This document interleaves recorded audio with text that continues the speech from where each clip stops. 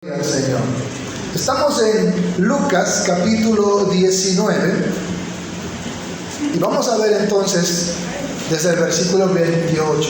Vamos a hablar acerca de la entrada triunfal de Jesús en Jerusalén. ¿Qué significa eso para nosotros como cristianos? ¿Está conmigo? Lucas capítulo 19 dice así desde el versículo 28. Dicho esto, iba delante subiendo a Jerusalén. Recuerde que Jerusalén estaba en una montaña, así por eso dice subiendo a Jerusalén. Cuando usted está en Santo Domingo y va a Quito, ¿qué le dicen? Va subiendo a Quito, ¿verdad? Sí, va subiendo la cordillera. Dice el 29, y aconteció que llegando cerca de Betfagé y Betania, al monte que se llama de los Olivos, envió dos de sus discípulos diciendo: vayan a la aldea de enfrente, y al entrar en ella hallarán un pollino atado, en el cual ningún hombre ha montado jamás. Desátenlo y tráiganlo. Y si alguien les preguntare por qué lo desatan, le responderán así: porque el Señor lo necesita. Fueron los que habían sido enviados y hallaron como les dijo. Y cuando desataban el pollino, sus dueños le dijeron: ¿por qué desatan el pollino? Ellos dijeron: porque el Señor lo necesita. Amén. Cuando Jesús está cerca de llegar al monte de los Olivos, ya al entrar a Jerusalén, el monte de los Olivos estaba fuera de Jerusalén, envía a dos de sus ujieres, ¿verdad? Los dos de sus diáconos, diríamos hoy, ¿verdad? Vayan a esa aldea que está al frente, van a encontrar un pollino atado, nunca ningún hombre montado en él. El Señor Jesucristo es Dios, ¿verdad? 100% hombre, 100% Dios, es omnisciente, así que Él sabe todo acerca de ese pobre burrito, ¿sí? También es omnipresente, sabía que estaba ahí atado, ¿sí? Conocía el lugar donde estaba, no había ido, ni tampoco cargaba un dron, ni Google Maps, nada de esas cosas. Él era el Dios omnipresente, el Dios omnisciente. Amén. ¿Sí? Él nunca se despojó de su deidad, solo de su gloria. Tomó forma de siervo. Amén. Pero Él seguía siendo Dios, el Dios hecho carne, el Dios hecho hombre. Así que Él pudo ver a ese pollino, sabía el historial de ese pollino, ¿verdad? Nunca nadie lo había montado. Imagínense un burro al que nunca nadie lo ha montado. ¿Quién ha vivido en el campo y ha amansado un burro alguna vez? ¿Sí? Es cosa seria, ¿sí? Es más difícil amansar un burro que un caballo, ¿sí? Y el burro, para que alguien lo monte, tiene que pasar todo un proceso, ¿sí? Para que se deje montar. En cambio acá, él era el dueño de todos los animales y el burrito tranquilo, ¿sí? Se sometió al Señor. Si nosotros aprendiéramos de ese burro, ¿verdad? ¿Sí? A someternos al Señor y dejarnos montar por Él. Y eso se llama sumisión. Y eso espera el Señor de los creyentes. ¿Cuánto dicen amén? ¿Sí? Y que el burro no zapateó, no se paró, no lo hizo caer. Fue sumiso porque sabía que Él era el creador de todas las cosas. A su nombre sea la gloria. No se debe pasar por alto esos detalles, ¿verdad? El Señor conoce también el futuro, las circunstancias. Y por eso, si alguien les pregunta por qué lo desatan, díganlo: el Señor lo necesita. Y ellos fueron y encontraron exactamente así, y también le preguntaron. Y en el versículo 34 dicen: porque el Señor los necesita. ¿Sí? Acá, como ecuatorianos, si yo voy al negocio de Micaela y me cojo unos 3 pollos que están asaditos, ¿verdad? Y meto en una funda, ella va a decir: hey, pastor, ¿qué está haciendo con mis pollos? Me los está robando. No, el Señor los necesita. ¿Qué va a entender Micaela? ¿O qué entenderías? ¿Cuál Señor, verdad? El Señor de los anillos, el Señor de la tienda. ¿Cuál Señor, pues? ¿Sí? Para los judíos solo había un Señor, Adonai o Kyrios. Cuando alguien decía es para el Señor, ellos tenían bien claro que era para Dios. Por eso ellos no refutan, no mezquinan al burro, dicen: bueno, si es para el Señor, o sea, si es para Dios, ¿sí? No hay problema. Pero si ellos decían es para el Señor Jesucristo, no lo hubieran dado al burro, porque ellos no reconocían a Jesús como Señor. ¿Está conmigo? ¿Sí? Por eso dice Romanos 19, ¿verdad? Si confesares que Jesús es tu Señor y creyeres en tu corazón que Dios lo resucitó de los muertos, serás salvo. Cuando usted reconoce a Jesús como Señor. Reconocer a Jesús como Señor es lo mismo que reconocerlo como Dios, el soberano de toda la creación. ¿Amén? Reconocer a Jesús como Señor, lo que dice Romanos 19, es lo mismo que decir reconocer que Él es el Dios que se hizo hombre. ¿Sí? En el español la palabra Señor más nos da la apreciación de una persona extraña, ¿sí? Pero para los judíos, Adonai o el Kyrios refería a Dios. Por eso para ellos era una blasfemia que alguien diga que Jesucristo es el Señor. Eso les ofendía muchísimo a los judíos, porque para ellos solo Elohim era su Adonai, su Señor. ¿Está conmigo? Sí. Así que los dueños del burrito entienden que es para Dios y se lo permiten, entendiendo que si es para Dios tampoco se lo van a robar y luego lo van a devolver. ¿Está conmigo? Sí. Dice el versículo 35, y lo trajeron a Jesús, y habiendo echado sus mantos sobre el pollino, no había montura, le pusieron sus mantos, subieron a Jesús encima, y a su paso tendían sus mantos por el camino. Cuando llegaban ya cerca de la bajada del monte de los olivos, toda la multitud de los discípulos, gozándose, comenzaron a alabar a Dios a grandes voces por todas las maravillas que habían visto, diciendo: bendito el Rey que viene en el nombre del Señor, paz en el cielo y gloria en las alturas. Mire, cuando Jesús está entrando ya, ellos se emocionan, habían bastantes discípulos, no solo los 12, Jesús tenía muchísimos discípulos. Recuerde que una vez mandó a predicar a 12 y después mandó 70, ¿verdad? ¿Sí? ¿Cuántos habían en Pentecostés? 120, ¿sí? Entonces habían muchísimos discípulos, muchísimos seguidores de Jesús, y ellos estaban ahí. Y ahora, al ver que Jesús viene a Jerusalén para la Pascua, ellos dicen: bueno, esta va a ser la manifestación del Mesías. Él se va a manifestar como el Rey de Israel. Recuerde que en la visión de los judíos, ellos esperaban un Mesías, un Salvador que los librara de sus enemigos. ¿Sí? Habían sido llevados cautivos por Asiria, luego por Babilonia, luego conquistados por los medos y los persas, luego conquistados por los griegos, ahora vivían conquistados por los romanos, y ellos gemían esperando la venida del Mesías, su Salvador. Y ellos esperaban que ese Mesías sea un hombre poderoso como Elías, que hacía caer fuego del cielo. Sea un hombre así como Moisés, así como Josué, ¿sí? Así como David, y que levante un reino aún más grande que el que había levantado Salomón. Ellos esperaban la libertad, ¿sí?, de sus enemigos, los romanos, de declararse ya nación independiente y volver a ser ese reino que había sido antes. Esa era la visión que ellos tenían. Ellos esperaban en Jesús de un gran general, un gran guerrero, un gran luchador que venía a liberarles de la opresión que ellos vivían. Pero ellos no entendían que la batalla que Jesús venía a librar era espiritual. Amén. Por eso dice que nuestra lucha no es contra carne ni sangre, sino contra huestes espirituales de maldad. Jesús no venía a levantar un reino terrenal y temporal. Él venía a levantar un reino espiritual y eterno. Amén. Todos los que hemos creído en Jesús somos súbditos del reino de Dios, un reino eterno, y un reino que no está solamente confinado al territorio de Israel, sino a todo el universo. ¿Está conmigo? Él es Rey de reyes, Señor de señores. Él es el Señor de toda la creación. Entonces, los judíos pensaban que el Mesías era solo para ellos, solo para su nación. Por eso se asombraron cuando vieron que allá en Samaria estaban recibiendo el Espíritu Santo. Y luego cuando cae el Espíritu Santo en la casa de Cornelio, se asombran, dicen: wow, de manera que para los gentiles también hay salvación, también hay arrepentimiento para perdón de pecados. Porque ellos creían que el Espíritu Santo, que el Mesías, que la salvación era solo para los israelitas. Amén.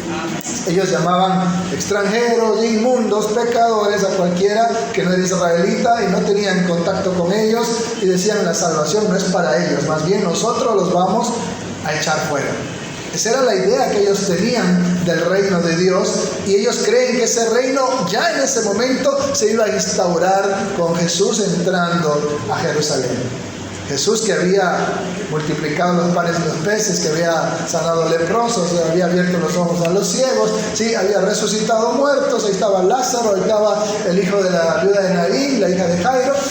Ese Jesús poderosísimo, ¿sí? Cuando vengan los romanos a querer arrestarlo o hacerle algo, Él va a usar su poder, y ahí estaban también listos los discípulos, ¿sí? Los celotes estaban listos ahí, ¿verdad? Recuerda a Simón el celote, recuerda a Judas Iscariote, ellos eran celotes, ¿sí? Eran sicarios, eran, por decir así, los más radicales de la religión de los fariseos, ¿sí? Capaces de matar a un romano sin pensarlo dos veces.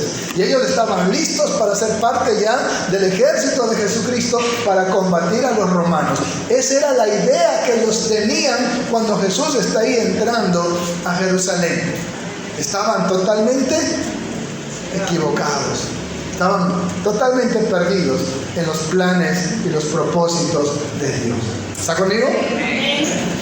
Y por eso ellos empiezan a proclamar diciendo: Baruch haba Beshem Adonai, bendito el que viene en nombre del Señor. Paz en el cielo y gloria en las alturas. Dice también: entonces algunos de los fariseos de entre la multitud le dijeron: Maestro, reprende a tus discípulos. Ellos dijeron: eso es una blasfemia, esas palabras solamente son para el Señor, cuando venga el Mashiach, para Él, pero tú no eres el Mashiach, así que reprende, que no digan eso, están blasfemando. Pero ¿qué le dijo Jesús? Versículo 40. Él respondiendo les dijo: yo les digo que si estos callaran, las piedras clamarían. Él está diciendo: esto está profetizado que tiene que pasar. Así que si ellos callan, alguien más, de las piedras van a salir alguien para profetizar. No está hablando que las piedras van a hablar, ¿sí? Muchos interpretan que cuando dice las piedras clamarían, está diciendo que de ahí, de las tumbas, se levantarían los muertos, descendientes de Abraham, a proclamar, ¿sí?, esta profecía. Ahí se levantaría a lo mejor el profeta que profetizó esto a clamar, ¿verdad? ¿Está conmigo? Sí. Diciendo: no, esto tiene que cumplirse. Y por eso ellos se enojan y dicen: no, reprende a tus discípulos. Pero mire lo que sucede, dice el versículo 41. Y cuando llegó cerca de la ciudad, al verla, lloró sobre ella. ¿Cuándo fue la primera vez que dice la Biblia que Jesús lloró? ¿Recuerdan? Cuando estaba frente a la tumba de Lázaro, ¿sí? Y no lloró porque estaba muerto, lloró de ver la dureza del corazón de la gente que le rodeaba, ¿sí? Imagínense, yo sé que va a vivir, ¿para qué lloro? ¿Cierto? ¿Sí? No estaba llorando por el muerto, ¿sí? Estaba llorando de ver la dureza del corazón de la gente que estaba a su alrededor. Y acá es la segunda vez que vemos que Jesús se acerca a Jerusalén y al ver la ciudad lloró sobre ella. ¿Por qué? Porque vio el futuro de lo que iba a pasar ahí. Diciendo, versículo 42, oh, si también tú conocieses, a lo menos en este día, lo que es para tu paz, mas ahora están encubiertos tus ojos. El Señor proclama a esta ciudad, le dice: si entendieras por lo menos este día cuál es tu paz, ¿sí? Y la paz de Israel no era un gran ejército ni echar fuera a los romanos. La paz de Israel se llamaba Jesucristo, príncipe de paz. Él es el que podía traer paz a esta nación y al mundo entero. Por eso dice la Biblia: justificados por la fe tenemos paz para con Dios por medio de nuestro Señor Jesucristo. Ellos pensaban que necesitaban tener paz de sus enemigos, y lo primero que necesitaban era tener paz con Dios, porque el pecado nos convierte en enemigos de Dios, en adversarios de Dios. Y lo primero que necesitamos es, para que exista la paz verdadera, es estar en paz con Dios. Que tu conciencia esté limpia y tranquila de que tus pecados han sido perdonados. Esa es la paz que Jesús traía cuando dijo: mi paz os dejo, la paz os doy, no como el mundo la da, ¿sí? Miren, muchos creen que haciendo guerras ahí va a haber paz. Rusia cree que si Ucrania se une a otros países se convierte en una amenaza, en una brecha para que entren a atacar Rusia, así que empieza a atacar Ucrania pensando que así van a tener paz. qué paz puede ser cuando cuántas familias están quedando huérfanos y abandonados de tantos muertos? ¿Sí? Esa no es la verdadera paz. La verdadera paz es cuando usted está reconciliado con Dios por medio de la sangre de Jesucristo. Denle un aplauso al Señor. Aleluya. Mas ahora estén cubiertos tus ojos. Por eso dice en Corintios que si los ancianos, que si los israelitas hubieran entendido que Jesucristo era el Mesías, nunca lo hubieran crucificado. Pero ellos no lo entendieron porque, como dice Isaías, profetizó que sus ojos iban a ser velados. ¿Sí? Y hasta endurecer el corazón de este pueblo para que viendo no vean y escuchando no entiendan y se endurezca su corazón, para que se cumpla el propósito de que Jesús sea sacrificado como el Cordero de Dios que quita el pecado del mundo. Y Jesús profetiza en el versículo 43, porque vendrán días sobre ti cuando tus enemigos te rodearán con vallado y te sitiarán y por todas partes te estrecharán y te derribarán a tierra y a tus hijos dentro de ti, y no dejarán en ti piedra sobre piedra, por cuanto no conociste, ¿qué cosa? El tiempo de tu visitación. Amén. Amados hermanos, así como los israelitas, a veces nosotros también, ¿sí?, recibimos a Jesús de la manera equivocada. Ellos recibieron a Jesús para que sea el gran general que los iba a libertar de sus enemigos romanos y de pobreza y de impuestos. Jesucristo vino a hacerlos libres, pero de la condenación eterna. Y mucha gente se emociona y recibe a Jesús con ramos y con mantos para que los saque de la droga, para que los saque de deudas, para que los sane de una enfermedad, por cualquier otro motivo. Y ahí donde el apóstol Pedro dice, obteniendo el fin de nuestra fe, que es la salvación de nuestras almas. Lo primero que Jesús quiere hacer en tu vida es salvar tu alma. Por eso dijo, de tal manera amó Dios a la humanidad que ha dado a su Hijo unigénito para que todo aquel que en Él cree no se pierda, mas tenga vida eterna. Ese no se pierda significa no termine en el infierno por toda la eternidad, sino que sea rescatado a vivir eternamente con Dios en ese lugar que Jesucristo fue preparado para nosotros. Amén. Esa es la razón por la cual usted debe creer en Jesucristo, por la cual usted debe recibir a Jesucristo, por la cual usted debe seguir a Jesucristo. Los judíos, los discípulos lo estaban recibiendo por la razón equivocada, ¿sí? Así como aquí cuando América se hizo libre del yugo español, ¿verdad? Sí, ahora sí somos libres, somos independientes, mentira, ¿sí? Seguimos siendo esclavos de la corrupción, de malos gobiernos, de pobreza, de cuantas cosas más. Porque solo Jesucristo es la verdadera paz y es la verdadera libertad. Denle un aplauso al Señor. Aleluya. El pecado hace que tus ojos estén encubiertos y no entiendas cuál es el verdadero propósito de la salvación. Y es por eso que el pecado endurece el corazón, y como muchos dicen, y por eso te derribarán, no quedará piedra sobre piedra, porque no conociste el tiempo de tu visitación. Cada vez que usted viene a la iglesia, cada vez que alguien le pregunta, ese es el tiempo de la visitación de Jesús a su vida. Pero ¿qué hacen muchas personas? Lo rechazan, lo niegan, lo desprecian, no quieren escuchar, no quieren saber nada, no quieren tener nada que ver con Jesús. Y luego les va a pasar lo mismo que a Jerusalén. Te derribarán a tierra y a tus hijos dentro de ti y no dejarán piedra sobre piedra. Muchas veces no ha quedado piedra sobre piedra del matrimonio, de la salud, de la economía, de muchos hogares, de muchas vidas.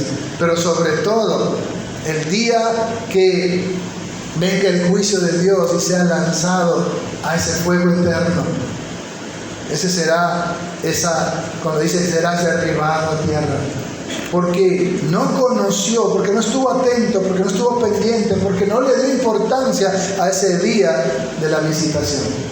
Amén. Esta mañana el Señor está aquí visitándote, el Señor está entrando triunfalmente. ¿Qué vas a hacer? A lo mejor ponerle ramos y mantos para que entre a sacarte de los problemas que tienes en el hogar, la economía, la salud, la suegra, no sé qué problemas más tienes. No, Él primero quiere salvar tu alma. Él primero quiere rescatarte del infierno, porque allá es donde vas sin Jesús. Dice en Juan 3:18, el que en Él cree no es condenado, pero el que no cree ya ha sido condenado, porque no ha creído en el nombre del unigénito Hijo de Dios. Amén. Nosotros todos los días debería ser Domingo de Ramos para un cristiano. Todos los días debemos recibir la visitación de Jesucristo. Todos los días debemos poner nuestros mantos a Él, nuestro corazón abierto y decir, Baruch haba Beshem Adonai, bendito el que viene en el nombre del Señor. No solamente una vez al año según la tradición. Todos los días nuestro corazón tiene que tener a Jesucristo reinando como el soberano de nuestras vidas. ¿Cuántos dicen amén? Gloria a Dios. No seguimos una tradición, no seguimos una religión, sino una relación personal con nuestro Salvador. Y eso es lo que nos enseña este Domingo de Ramos, que está celebrando la tradición, pero lo que nos está enseñando la Escritura a nosotros de la entrada triunfal de Jesucristo a Jerusalén. Amén. Tenía que cumplirse la Escritura. Lo mismo nos dice en Mateo 21. Vamos a ir un poco a Mateo 21. ¿Sabe? Los 4 evangelios mencionan esta entrada de Jesús. Y si el Espíritu Santo lo menciona en los 4 evangelios, es porque es importante. Amén. Mateo 21.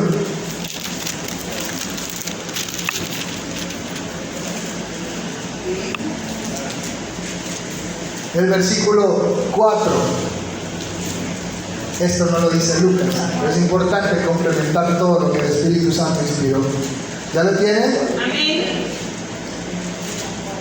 Todo esto aconteció para que se cumpliese lo dicho por el profeta cuando dijo, digan a la hija de Sión, el monte de Sión, aquí está Jerusalén. ¿Cuál es la hija de Sión entonces? Jerusalén. He aquí, tu rey viene a ti, manso y sentado sobre una asna, sobre un pollino, hijo de animal de carga. Y eso está en Zacarías capítulo 9 y versículo 9. Vamos a buscarlo, a ver.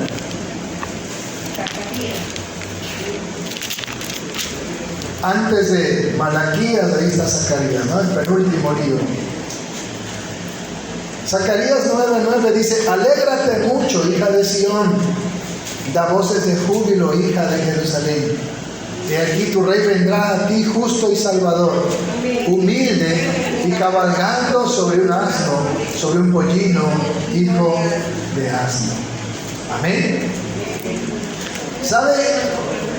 Dice la historia que cuando un rey venía montado en un pollino, ¿sí?, era símbolo de paz. Amén. Si hoy una persona viene montado en un pollino, para nosotros es símbolo de monturio, ¿sí o no? ¿Qué diría usted? Ese monturio, el burro viene, ¿verdad? ¿Sí? Así somos los ecuatorianos para hablar despectivamente, ¿no? ¿Sí? Es un monturio, viene en burro, ¿verdad? ¿Sí? En ese entonces, ¿sí?, solo los príncipes, ¿sí? ¿Recuerda usted cuando hubo el problema de la hija de David, ¿verdad? Y el hermano mayor mata al hermano menor que la violó, ¿sí? Y hubo un corre-corre ahí. Dice que todos los hijos de David huyeron en sus mulas. Los príncipes usaban esas mulas, ¿sí? Y cuando un rey llegaba sobre una mula, significaba vengo en son de paz. Traigo paz. Por eso el Señor dice, si supieras lo que es para tu paz. Amén. ¿Está conmigo? Amén. Pero si un rey venía en un caballo, eso era guerra. ¿Y sobre qué viene Jesús en el Apocalipsis? Sobre un caballo blanco. Amén. ¿Eso qué significa, hermano? ¿Cómo viene Jesús en el último día? En son de guerra, en son de juicio y destrucción. Amén. Para los hombres impíos, dice la Escritura, para los que rechazaron su sangre para ser redimidos. Ya no viene como el cordero inmolado. Ya no viene en una mula en son de paz como príncipe de paz. Viene en un caballo como un general de guerra y viene a traer destrucción a la tierra, a todos los moradores de la tierra por su impiedad, por su maldad. La tierra cuando Él venga la encontrará como Sodoma y Gomorra, lleno de inmoralidad sexual, como en los días de Noé, llenos de matanzas, de violencia, derramándose sangre todos los días por todas partes. Y en eso Puerto Bolívar es famoso, ¿verdad? Regalan balas gratis aquí. Y la sangre cómo se derrama. Y ni los taxistas quieren venir ya para acá. Así es como Jesús va a encontrar este mundo. Y por eso el Señor nos está diciendo, cuando vean estas cosas, estoy a las puertas. Amén. Así que el Señor nos está diciendo, iglesia, despierta, prepárate, estoy a las puertas. El Señor viene en un pollino. Por eso tenía que cumplirse esta profecía. Y por eso Jesús le dice, si ellos callan, aún las piedras hablarían, porque esto está profetizado. Porque esto está escrito, y lo que está escrito se cumple. Amén. Y así también lo que está escrito para los últimos tiempos, de que se cumple, se cumple. De que la iglesia será arrebatada, se cumplirá. ¿Sí? La ciencia aumentará en gran manera. ¿Sí? El tiempo será cortado. Muchos correrán de aquí para allá. Habrá convulsión, habrán guerras, ¿sí? Habrán desastres naturales. Todo eso lo estamos viendo hoy. Se está cumpliendo literalmente la palabra de Dios. Amén. Y por eso el Señor dice eso. Volviendo a Lucas 19, después que el Señor profetiza la destrucción de Jerusalén, esta destrucción se cumplió en el año 70, cuando el emperador romano Tito entró con las legiones romanas y destruyeron completamente Jerusalén. Dice un historiador que la intención del emperador era que no incendien el templo, que no lo destruyan. Lo dice en esos libros históricos que un soldado lanzó una flecha y esa flecha fue directamente al templo y lo quemó. Y al ver que el templo ya se incendió, empezaron a saquear y después no dejaron piedra sobre piedra como Jesús había profetizado. Y ahí mismo en el templo masacraron y asesinaron a los sacerdotes, a los que habían dicho que su sangre sea sobre nosotros y sobre nuestros hijos. Ahí se derramó esa sangre, la misma maldición que ellos se pusieron sobre su cabeza. Se cumplió todo literalmente. Dice Josefo, uno de los historiadores, que los cascos de los caballos se perdían en la sangre que corría por las calles de Jerusalén. Imagínense la matanza, la masacre que hubo en esa ciudad. ¿Sí? Los judíos que escaparon pudieron sobrevivir, pero los que quedaron ahí fueron masacrados. Se cumplió literalmente esta profecía. Amén. Pero algo más sucede en el versículo 45. Y entrando en el templo, comenzó a echar fuera a todos los que vendían y compraban en él. Estoy en Lucas capítulo 19, versículo 45.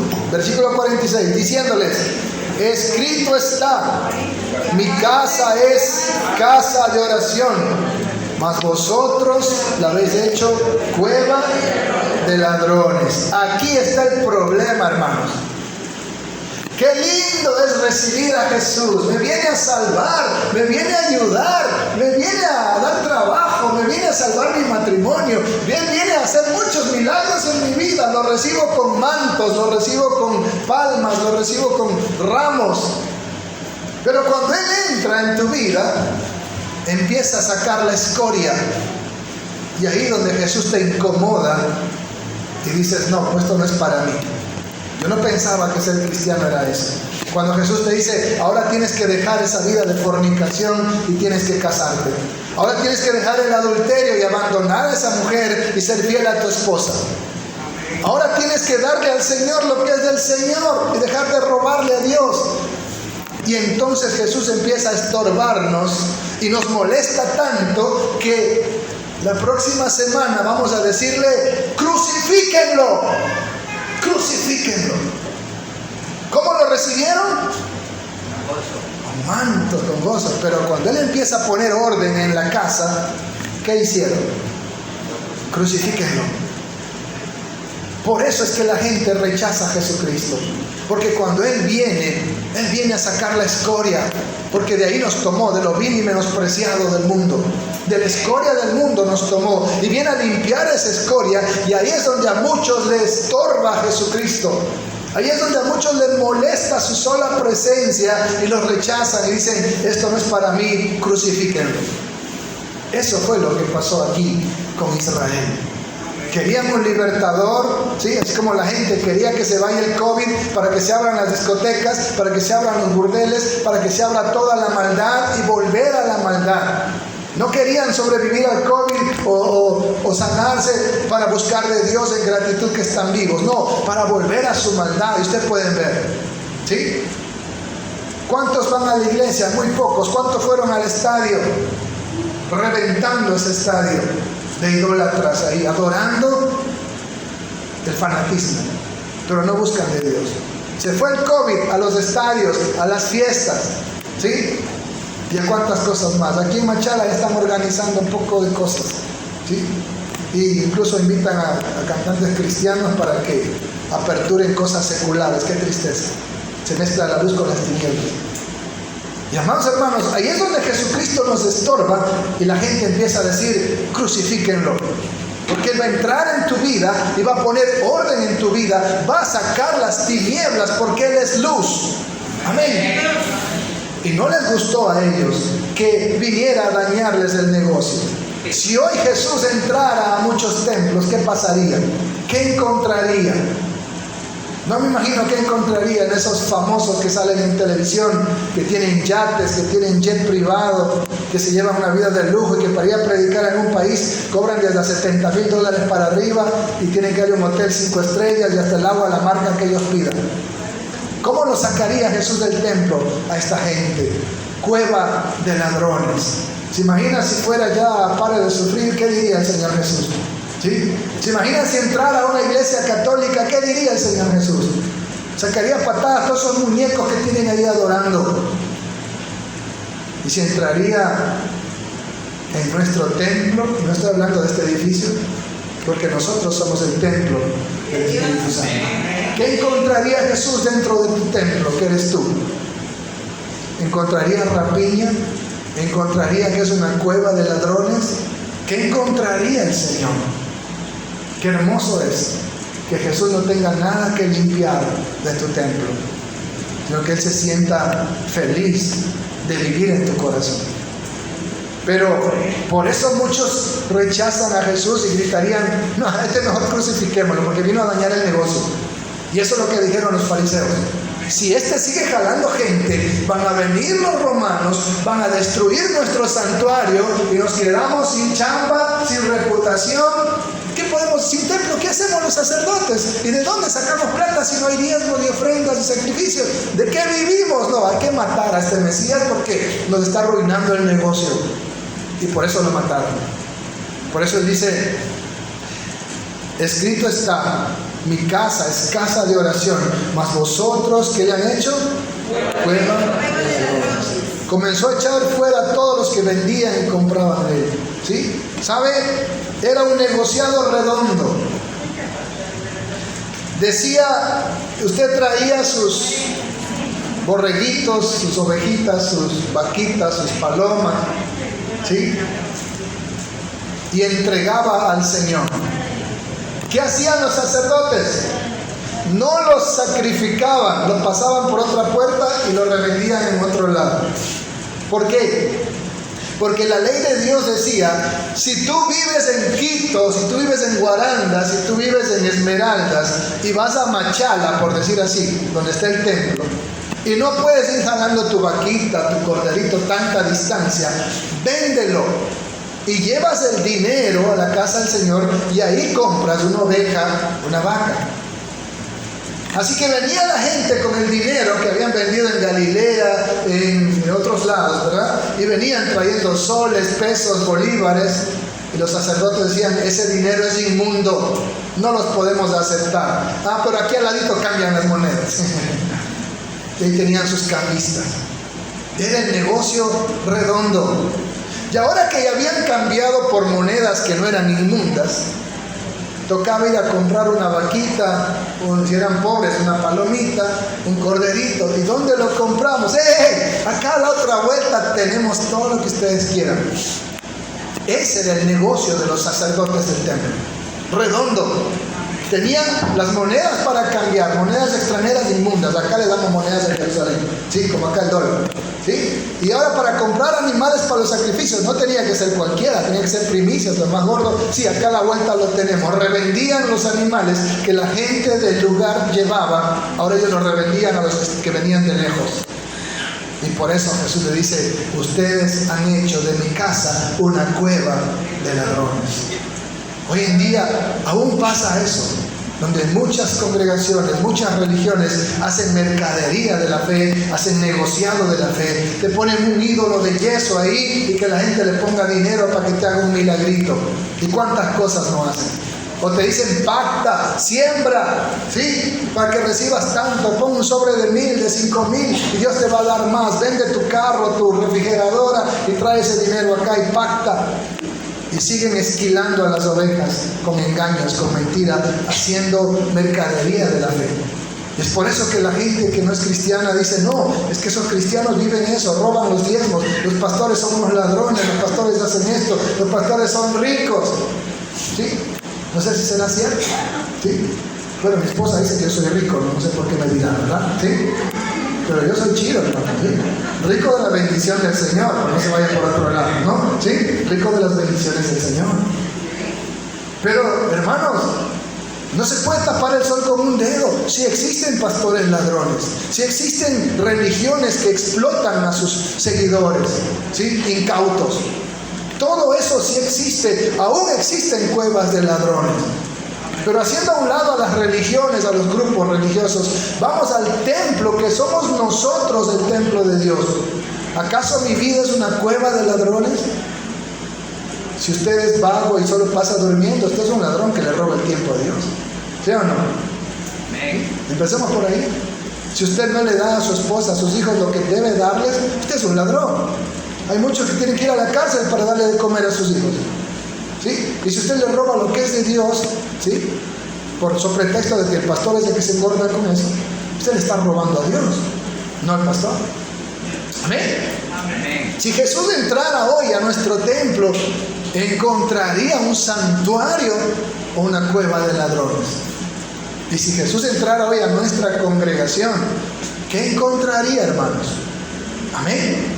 Por eso es importante, sí, recordar y celebrar la entrada de Jesús. Porque cuando Jesús entra en nuestras vidas, glorioso, victorioso, como Rey de gloria, el que resucitó de los muertos, el que venció a la muerte, ese es el Jesús en quien hemos creído. No es un muñeco de palo que lo tiene ahí colgado, no. Creemos en aquel que está en el trono, a la diestra de Dios. Amén. Ese es nuestro Redentor. Aleluya. Pero cuando Él entra en nuestras vidas, va a confrontar. ¿Qué le dijo a la mujer adúltera? No te condeno, pero no peques más. ¿Qué le dijo a la samaritana? 5 maridos has tenido y el que tienes es el carnicero. ¿Sí? Tienes que dejarlo. ¿Sí? ¿Qué le dijo al hombre rico? Vende todo lo que tienes. Una cosa te falta. ¿Qué le dijo a Nicodemo, sacerdote puritano, verdad? Intachable. ¿Qué le dijo? Tienes que nacer de nuevo. Oye, estás hablando con un sacerdote, le hemos dicho nosotros, ¿verdad? Tienes que nacer de nuevo. Estás muerto, apestas, ¿sí? Por tus pecados. Necesitas purificarte. Cuando Jesús entra a nuestras vidas, Él va a hacer de ti una nueva criatura. Él va a darte una vida nueva. Por eso dice: de modo que si alguno está en Cristo, las cosas viejas pasaron. Jesús trae una revolución a tu vida. Tu vida ya no será la misma. Y los que no quieren pasar por ese proceso son los que estarán gritando el fin de semana: crucifíquenlo, crucifíquenlo. Amén. ¿Sabe? La gente que vive engañada por la religión, hoy lo reciben con ramitos y van con ramitos a sus templos de Satanás ahí llenos de ídolos y queman el ramito en la casa con el romero, ¿sí? El Viernes Santo no van a comer carne de ningún tipo, ¿verdad? ¿Sí? Ni nada de nada, ni cruda ni cocinada, ¿sí? Y el Sábado Santo estarán ahí, hace golpes de pecho. Y el domingo, vea, El domingo se hizo para beber, el domingo se hizo para chupar. Y estarán pisoteando a Jesucristo nuevamente. Y muchos estarán pisoteándolo en playas, en diversiones, pero menos en buscarlo en su casa de oración. Amén. Y muchos aprovecharán el Viernes Santo para irse de paseo a estar allá en hoteles, moteles, quién sabe con la otra. ¿Y qué no aprovecharán este feriado para hacer diabluras y media? Azotando, escupiendo, pisoteando al Salvador. Pero sus líderes religiosos le dicen: tranquilo, ya confesaste, ya comulgaste, eres salvo, siempre salvo. Y si no, igual te pasamos una misa y te salvas. Así es como me engañaron a mí hasta mis 23 años que conocí a Jesucristo. Yo creía en eso, yo viví eso, ese engaño, esa mentira. Amén. Hay muchas iglesias, aún evangélicas, donde sus líderes te sugestionan, ¿sí? El Espíritu Santo es el que tiene que convencerte que tú eres salvo, ¿sí? Dice que el Espíritu Santo le dice a nuestro espíritu que somos hijos de Dios. Pero hay iglesias donde te sugestionan. Tú ya no tienes que creer lo contrario. Tú eres salvo, siempre salvo, y aunque peques sigues siendo salvo. Pero no quieren predicar que sin arrepentimiento no hay salvación. Si usted sigue practicando el pecado, la Escritura dice que usted es del diablo. Pero si usted empieza a practicar la justicia, a vivir una vida de santidad, entonces realmente usted le ha entregado su corazón a Jesucristo. Realmente Él es el Señor y Salvador de su vida. Entonces, ¿cuánta gente estarán en procesiones cargando muñecos de yeso? ¿Sí? Sé que en Guayaquil ya va a haber esa procesión de Cristo del Consuelo, el muñeco que no consuela a nadie. ¿Sí? Ese no es el verdadero Cristo. Y ahí estarán cargando y de rodillas ahí arrastrándose. ¿Sí? Yo me acuerdo que andaban: perdón, oh Dios mío, perdón y clemencia. Y después andaba vacilando una muchacha por ahí y la chupa del cigarrillo y del baile. Es una burla a Jesucristo eso. Por eso es que Él va a destruir esa religión idolátrica. El juicio de Dios viene sobre esa ramera llamada Babilonia, porque arrastra millones de personas al infierno. Son los más grandes genocidas que arrastran millones de personas, haciéndoles adorar a María y las imágenes. Y miles de personas, miles de almas van al infierno creyendo en esa mentira y pensando que ya son salvos. Sin arrepentimiento y sin la sangre de Jesucristo no hay salvación. En ningún otro hay salvación. No hay otro nombre bajo el cielo dado a la humanidad en que podamos ser salvos. Solo en el nombre de Jesús de Nazaret. Amén. Él es el único mediador entre Dios y los hombres. Nadie más puede salvarnos. María no te puede salvar. Las procesiones, la religiosidad no te puede salvar. La sangre de Cristo sí puede salvarte. Por eso necesitas creer en Jesús. Sí, necesitamos recibir a Jesús con mantos, con palmas, con todo lo que podamos. Pero cuando Él entre en tu templo, va a sacar toda la cueva de ladrones que puede encontrar. Va a sacar toda la escoria. Y si no estás dispuesto a ese proceso, no te metas a seguir a Jesús. Jesús es nuestro alfarero. Él va a quebrarte para hacerte de nuevo. Amén. Amén. Ese vaso de deshonra, Él lo va a quebrar para hacer un vaso de honra. Un recipiente digno donde repose el Espíritu Santo. Ese es el proceso que tendrás que pasar. Jesús va a purificar tu templo. Jesús va a sacar la escoria de ahí. ¿Sí? Él cogió un látigo, ¿sí? Y con ese látigo sacó, dice que viró las mesas de las monedas, viró donde estaban las palomas y cuántas cosas, y armó un relajo completo que todos los sacerdotes salieron corriendo ahí a confrontarlo porque hacía esas cosas. Amados hermanos, ¿y cuántos hemos recibido el latigazo del Señor? ¿Sí o no? Cuando yo vine a Cristo recibí muchos latigazos que yo pensé, dije, en el mundo estaba mejor. ¿Sí? Vine a Cristo y me quedé sin trabajo, perdí el año en la universidad y mi novia me dejó por otro, imagínense. ¿Sí? Me cayeron todas las cosas encima. Y ¿sabe una cosa? Hoy entiendo que Jesús estaba limpiando la escoria de mi vida. Mi trabajo significaba patanadas, guasadas y maldad. ¿Sí? La universidad significaba bailes, novatadas y bailes y cuántas cosas más. Y la persona que era parte de mi vida significaba fornicación y pecado. Y el Señor me lo quitó todo. El Señor extirpó toda la inmundicia de mi vida. Y yo pensaba que por haber recibido al Señor, más bien me estaba yendo de peor y estaba recibiendo palo y más palo. No, era que Jesús con su azote estaba sacando la inmundicia de mi vida. Estaba limpiando mi templo para que Él pueda morar ahí. Y muchos no quieren pasar por ese proceso y dicen, no, yo no quiero saber nada del Evangelio. Yo estoy bien tomando, yo estoy bien con esta chica o este chico, yo estoy bien con este negocio chueco. El Evangelio no es para mí, sin entender que al hacer eso, ellos mismos se están lanzando al infierno. Pero cuando tú estás dispuesto a arrepentirte de tus pecados, a dejarlo todo por Jesucristo, tú recibes perdón, salvación, vida eterna en Jesucristo. Aleluya. Ese es el verdadero significado de la entrada triunfal de Jesús en tu vida.